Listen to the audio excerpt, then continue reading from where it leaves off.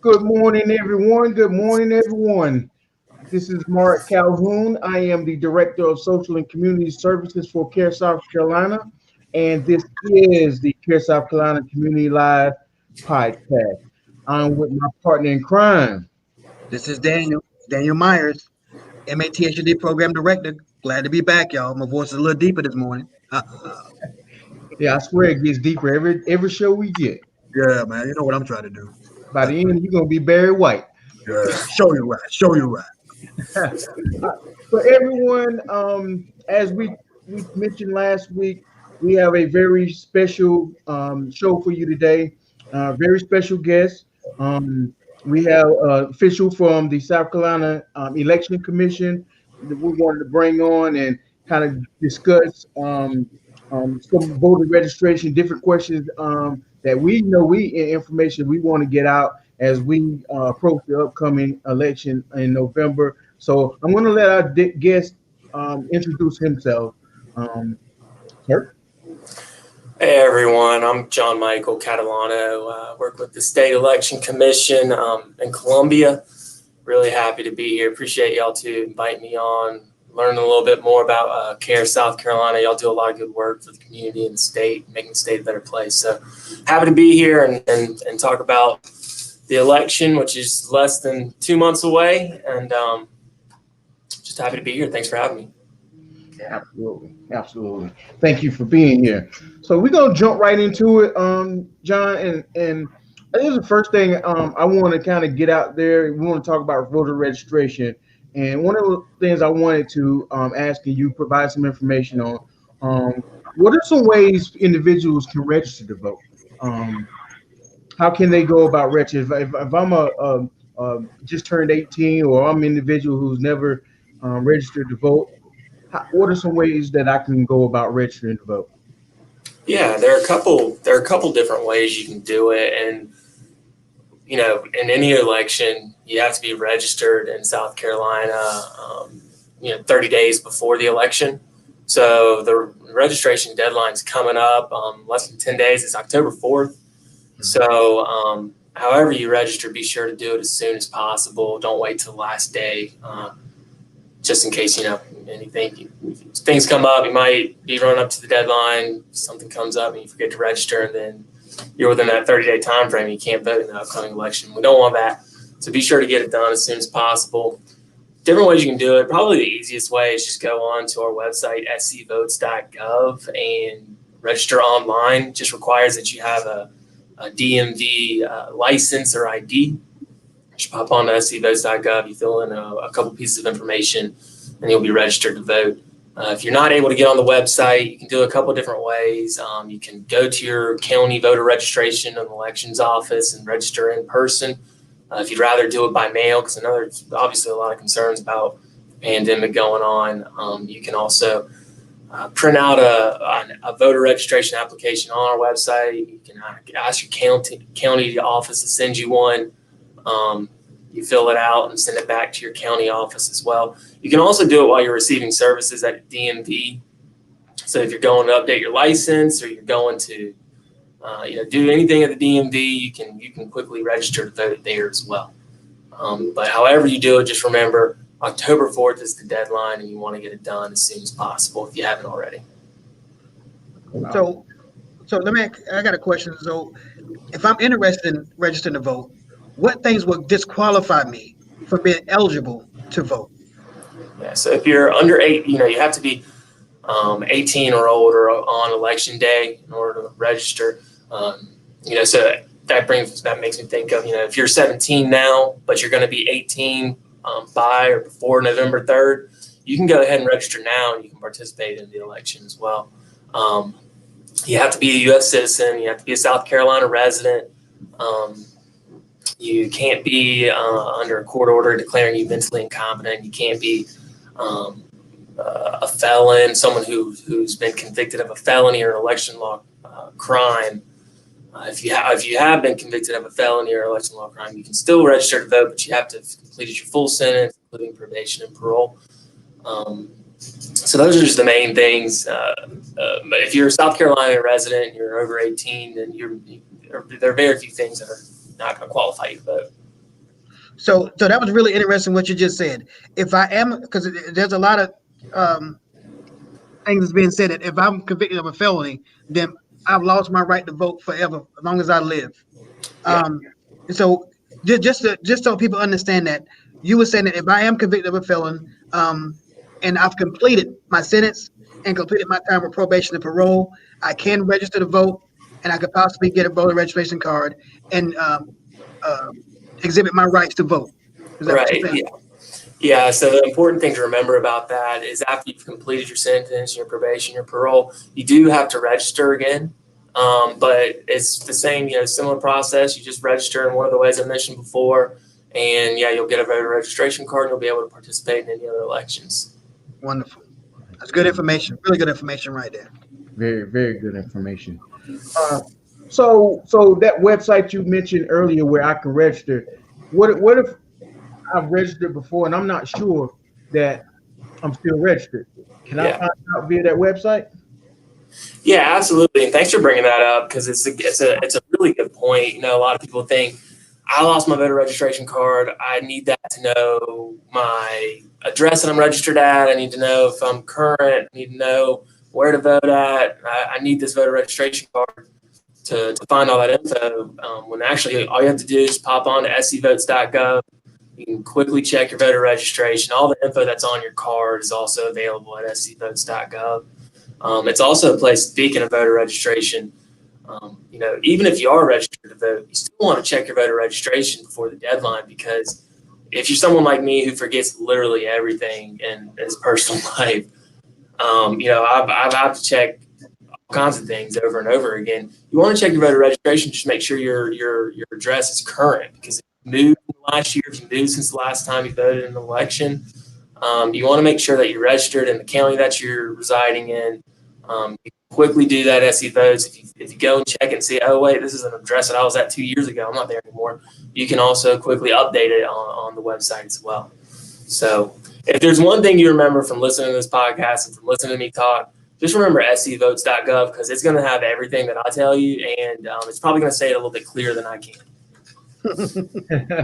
Yeah, I put it down in the comment box, and funny you said that happened to me a while back. I moved from the city of Hartsville into the county of Darlington and forgot. Yeah. So I had to go, it's embarrassing to sit there and you're not on our roll. Yeah. It's not right, and it's not something you think about when you're moving. Like when I'm moving, I'm thinking about all the stuff I got to haul from the old place to the new place. I'm not thinking about my updated voter registration or anything like that. So it's no big deal if you forget. Just be sure you check. 30 days before you're going to vote in an election, just check on the website, make sure you're up to date and you're good to go. Okay, sounds good.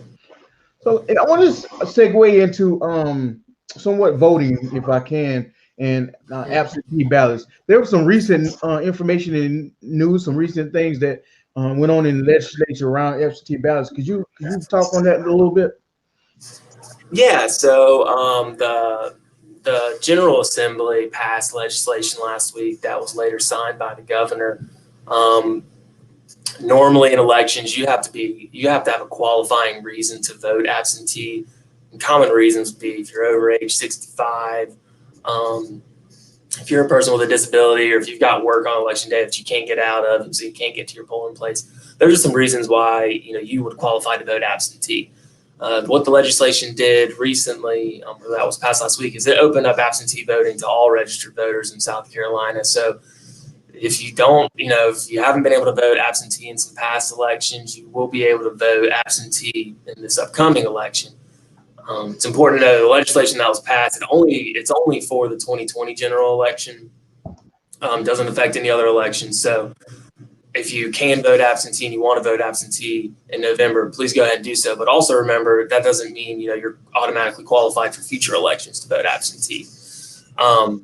But some other things that it did was it mandated that counties are going to be open on October 5th statewide for in-person absentee voting. It changed the deadlines to get your application into your county. It used to be October 30th was the standing date to get your application back to get your ballot. Now that date has been changed. It's a little different. It's if you're going to be mailing, emailing, faxing your application back, you have to get that application back by October 24th.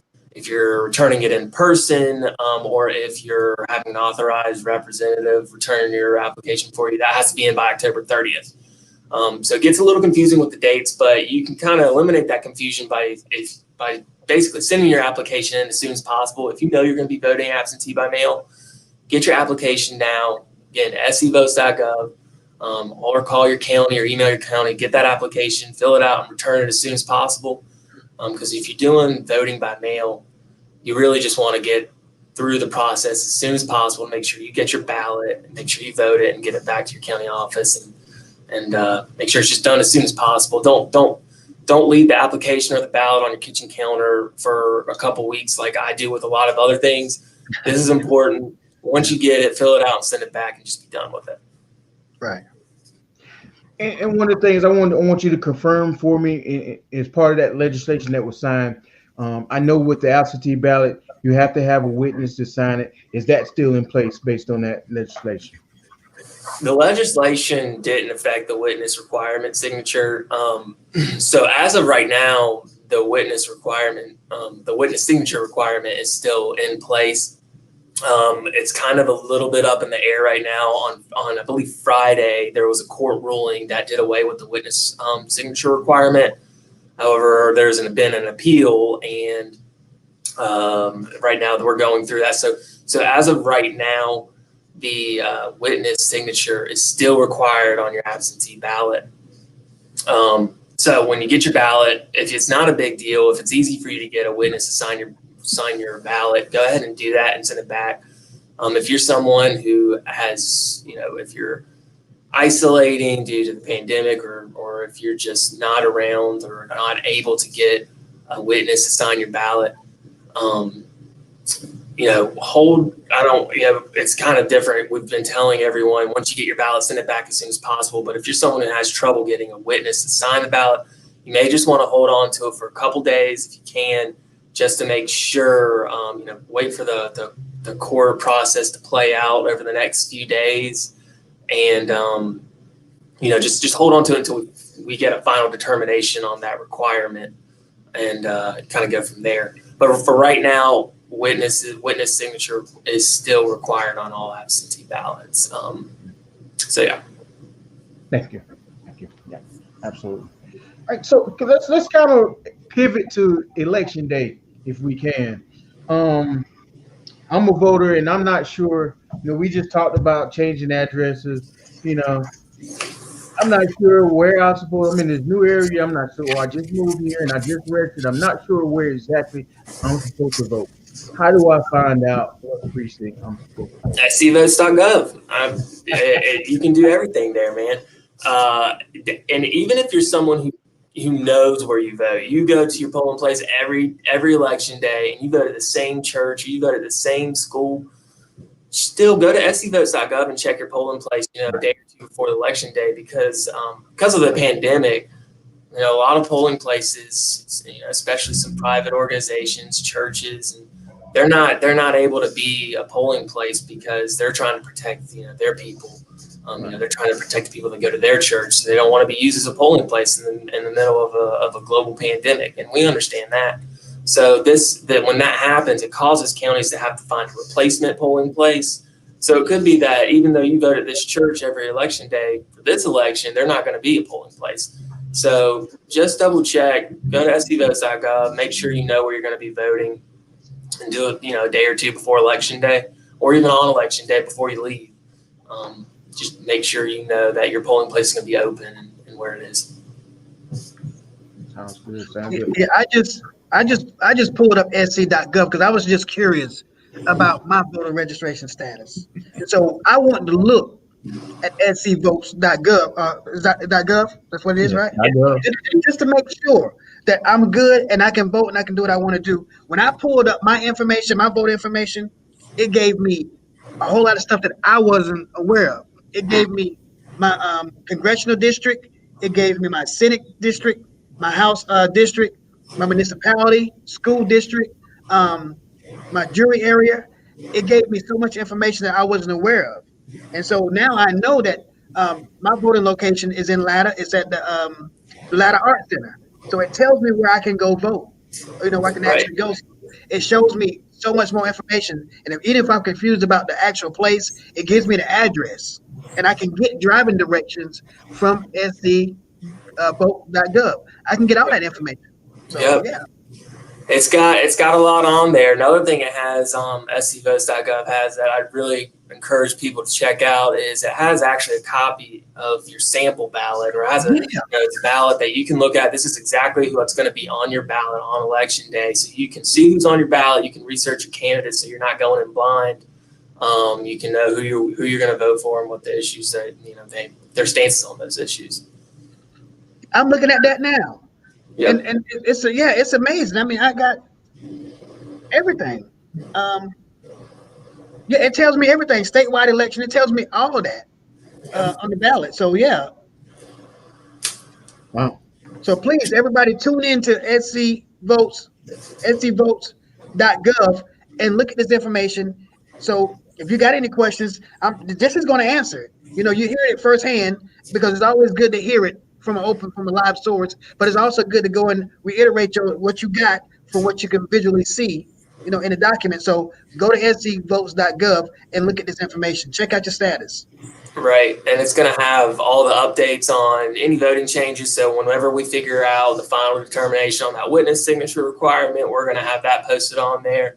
It has a breakdown of exactly how to vote absentee. It has all the deadlines on there. So I highly encourage people to check it out before election day. And Marek, Yes, sir. I'm just blown away right now, because I'm looking at the sample ballot, and I'm thinking that we have 2 teams that's running for president. 2, right?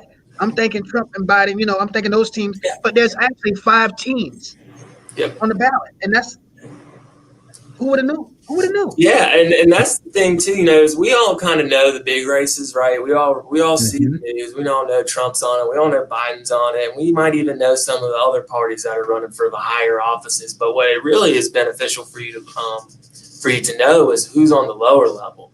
Who's running for county council, who's running for your state house rep, your state house senate, because those are local offices that have a big impact on you and your community. So if you're going to be voting in the election, you want to make sure you understand what each person stands for, who they are, and so you're coming in locked and loaded on election day. You're not going in with oh yeah, I didn't even know about this race, or I didn't even know about this question on the ballot. It's better to figure it out before you get into the booth. Absolutely. And I'm a testament to what he was just saying about making sure you check where your polling location, because election time last year, I went to where I normally vote. Mm-hmm. Nobody there, and I was like, "Yeah, what's going on?" They were renovating the rural fire department. Yeah, and I had no idea that they changed, but luckily they had information on where to vote, so it was just down the road at the school. But perfect example of why ahead of time, like you said, know your voting location, go check, make sure you understand where you're supposed to be, and that information to be there, and it'll help you on election day. So no one wants to go like on election day, get in your car, go through all the trouble of driving down to your polling place and get there and nobody's there. And you wondering like, okay, what is going on? So it just takes 5 minutes of prep beforehand, and then you'll be in the right spot and good to go. Absolutely.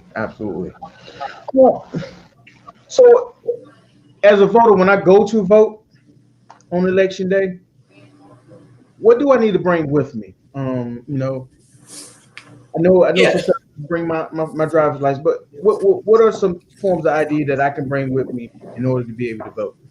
You can bring a driver's license or DMV ID card, and this doesn't have to be a real ID. That DMV and the state has been rolling out the real ID, so you can fly on planes, get into federal buildings and things like that. But it's as long as the driver's license is a valid ID, then you can use that. Other things you can use is a passport, military ID, I'm leaving something. Oh, you can also, if you're someone who can't get a driver's license or an ID card, you can also just pop into your county voter registration office. They'll make you a voter registration card with your photo on it, so you can use that to vote on election day as well, and that's free. So if you don't have a way to get an ID, go to your county office. You'll get one for free, and you'll be all set on election day. Other things that we're asking voters to bring is a mask. Highly encourage everyone to bring a mask. Bring your own pen too. A lot of counties and a lot of polling places will be handing out, they've got partners that have given them, disposable pens that they hand out to voters, but some of them don't. So just in case that you're not touching the same pens that everybody else is touching to sign the poll list, bring your own pen. Everything that is in the polling place or at county offices is going to be regularly sanitized throughout the day on election day, but still better safe than sorry. Just bring your own stuff and keep your own germs with you. Don't get anybody else's. That's right. And bring your own pen, bring your own mask, and just bring some patience too, because everything's going to be socially distanced. It gets crazy on election day. So poll managers are doing their best. They're volunteers. They're members of your community. So they're trying to help everyone out. So just be a little patient with them. They're there to help you. So be a little patient too. Well, I'm glad you said that because that kind of segues into one of my next questions is poll workers. If I'm someone in the community and I want to be, I want to do my civic part on election day and become a poll worker, what do I have to do to become a poll worker? You go to scvotes.gov. It's going to be my answer to every question you got, man. There's an online application that you can fill out at scvotes.gov. You can also do it. It's noexcusesc.com. Either of those two websites, you can get an online poll manager application. You fill it out, and it automatically goes to your county office. And then your county office will reach out to you shortly after that to let you know, hey, thank you for applying. This is what we'll need from you for training and be here on election day. So go, scvotes.gov. If you're a registered South Carolina voter, then you should be able to apply to be a poll manager. Right. Okay. And so let me ask you a question, Marek. So if I'm not sure what a poll worker is, don't tell me. I can find that information on scvotes.gov. You got me. Yeah, exactly. We got a whole page that tells you exactly what it takes to be a poll manager. It talks about there is some pay that's involved with it. We like to believe that people are doing poll manager duties because they want to help their community. And I think that's the reason why. But man, if you can help your community and get a little extra pocket cash for you, why not do it? There's a poll manager going to be paid at least $165 for being a poll manager on election day. And it's not, there's a lot that goes into being a poll manager. You're doing something that's really important. And $165 doesn't really, in my opinion, do it justice. But it is some extra cash for you. And you'll really be helping out your community. You'll be helping out voters in the state.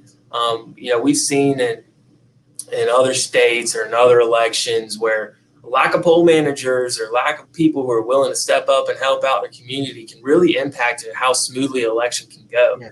So if you apply to be a poll manager, promise you it will be fulfilling because you're going to be really, really helping out, your county, your state, your city, your local community. You'll be providing a big help to them. Wow. I didn't know about the pay. Marek, did you know about the pay? I didn't know about the pay. I didn't know about the pay. I knew it was something, but I didn't know it was the amount. Right. I always thought it was a volunteer position. That's what I always thought it was. But I guess I should have been looking at scvotes.gov, and I could have learned more about this. So you live and you learn, Daniel. That's right. You learn from this. You just go to scvotes.gov, make it your homepage if you want to. Yes, sir. I know that's right. Yeah, but I knew. Well, I actually recently found out there was pay involved, but that's actually for a day's work. That's actually pretty good. Mm-hmm. Yeah, especially if you're a college kid. I can't. Having $165 when I'm a 19-year-old college kid, I may have been a little bit dangerous, but I know I could have used a lot of that money When I'm 19, broke, so it might help out a little bit. If you're in college, you can help.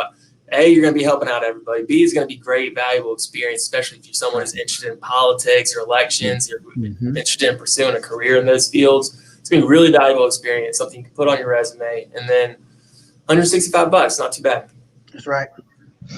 Yeah, but me in college, I didn't get up until 10 o'clock. So yeah, that's the only bad part. You got to be up early on that one day. But if you can just set an alarm, if you're like me, every morning I got about 10 alarms set because I'm going to be snoozing through the first 9. So set a couple extra alarms, get up early, and then you'll be done after one day. Wow, thank you. I must say the information that you were able to provide today, this was some great information. We definitely really enjoyed it. Something that we really, really needed and wanted to get you on right before, November and for the deadline on October 4th, right? Where you could register to vote and make sure we get that information out. And you definitely did not disappoint. And we definitely appreciate you being here. Yeah. Thank you guys so much for having me. And if anything, I've learned a lot about you guys from being on here. So I appreciate all the work y'all are doing. Happy to be back anytime. Oh yeah, definitely. Absolutely. But before you go, yeah, there's always one question, and sometimes this is one of the most important questions that we like to ask our guests when they come on. So, what does John like to do on John's day off when he want to get away from the job, the election, everything, and you just want to tune out? We always like to ask that question because we know sometimes you have to depress and you have to leave it all at the office. It gives our listeners an insight into our guests as well. Anything that doesn't involve me having to wear a jacket and a tie is pretty nice for me. I had to go several months without sports, so now pretty much watching NBA playoffs nonstop. Football's back, so pretty much throw on ESPN, see what's on, relax, not think about emails or elections at all for a day. It's nice. Man of our hearts. You got a favorite team? For which sport? For NBA, I'm a Hornets fan. Unfortunately, we're not very good ever. So I usually pick a new team for each playoff run. This year it was the Bucks, just because, man, I like Giannis and yeah. I like that young team. But out of the teams that are left, the Heat are blowing my mind. I can't believe they're about to be in the finals. So I like a good underdog. I like to see someone win it who hadn't won it before. But I'm also a big LeBron fan too, because he's good. So I just like NBA is my favorite league. So I'll throw on any game. What about football? Please don't tell me you're a Dallas fan, please. A Dallas fan? No, yeah. I'm a good person. So hey, John, come on, John. Don't tell me you're a Cowboys fan. I thought we were getting along. I'm a Cowboys. I'm a Panthers fan. Stay local. Go. Christian McCaffrey just went down for 4 to 6 weeks. I'm pretty bummed about that, and it's not looking like we're going to have a lot of wins this year. But I'll ride with the Panthers. Okay. Well, I'm a Raiders fan, so that was light work a couple weeks ago. The worst play call on 4th and 1. We don't give it to Christian McCaffrey. We give it to some fullback. But I might be a combat for another time. Yeah, that was the turning point of the game. You asked me. So. Jaw dropped. Couldn't believe it. But yeah. Well, y'all can always make yourself, better people and a more enjoyable life by just coming over to the Cowboys. No. You can be one of them boys. You can be one of them boys. I don't want to be one of them boys, man. I'm staying away from the dark side. That's not right. But yeah, and you mentioned the Heat. I'm a Celtics fan, and looks like we're getting ready to be sent home. So, it's killing me. I'm honestly, I've been cheering for y'all to beat the Heat. I'm a big Kemba fan, so yeah. I know he's kind of been a little up and down in the playoffs, but y'all got a good team. Y'all are gonna be fine for a long time. If you're like me, a Hornets fan, like what do we have to look forward to? We got PJ Washington and we got that new Devontae Graham point guard. So we got some little glimmer of hope, but y'all are gonna be good for a long time. Yeah, we got a big man, and we'll be all right. We got guards coming out of anywhere, but decent big man will be good. Yeah. Well, again, we appreciate it. We're gonna close out. If you need information on CareSouth Carolina, you can always reach us on our Facebook page or our website, www.caresouth.com. caresouth-carolina.com. You want information on voting? My man Michael, he gonna tell you. You go to one place. At cvos.gov. There you go. Thank you. There you go. There you go. So you heard it here first. You heard the good information. You heard it from John, and we appreciate again that you coming on. And hey, until next week. Until next week. Next week. Appreciate it. Y'all have a good one. Okay. All right. Thank you. All right. Bye bye.